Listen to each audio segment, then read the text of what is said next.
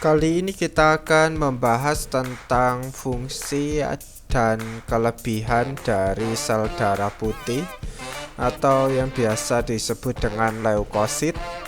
Jadi di sini bisa kita baca bahwa sel darah putih itu bentuknya tidak tetap. Kemudian sel darah putih ini dibuat di sumsum merah dan kelenjar limpa. Kemudian untuk jumlahnya sel darah putih pada orang dewasa itu berkisar antara 6.000 sampai 9.000 sel per sisi darah. Leukosit ini berumur sekitar 12 hari. Kemudian untuk fungsi utama dari sel darah putih itu adalah sebagai fagosit, yaitu pemakan bibit penyakit atau benda asing yang masuk ke dalam tubuh.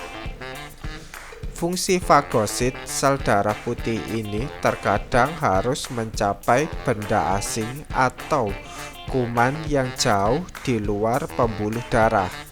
Jumlah sel darah putih ini bergantung dari bibit penyakit atau benda asing yang masuk ke dalam tubuh. Kemampuan leukosit atau sel darah putih untuk menembus dinding pembuluh darah kapiler untuk mencapai daerah tertentu itu disebut dengan diapedesis. Peningkatan jumlah leukosit atau sel darah putih itu merupakan petunjuk adanya infeksi, misalnya radang paru-paru.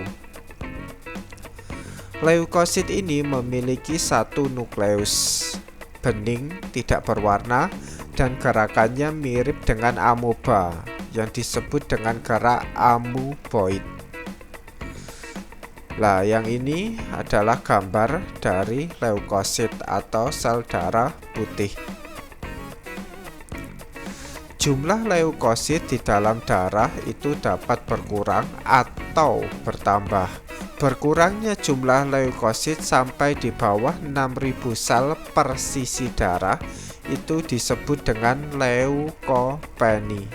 Sedangkan bertambahnya jumlah leukosit melebihi normal di atas 9.000 sel per sisi darah itu disebut dengan leukositosis. Leukosit atau sel darah putih ini masih terbagi menjadi dua. Yang pertama adalah granulosit, kemudian yang kedua adalah agranulosit. Pada video selanjutnya saya akan membahas tentang macam-macam atau jenis-jenis sel darah putih. Anda bisa klik videonya di sebelah kiri video ini.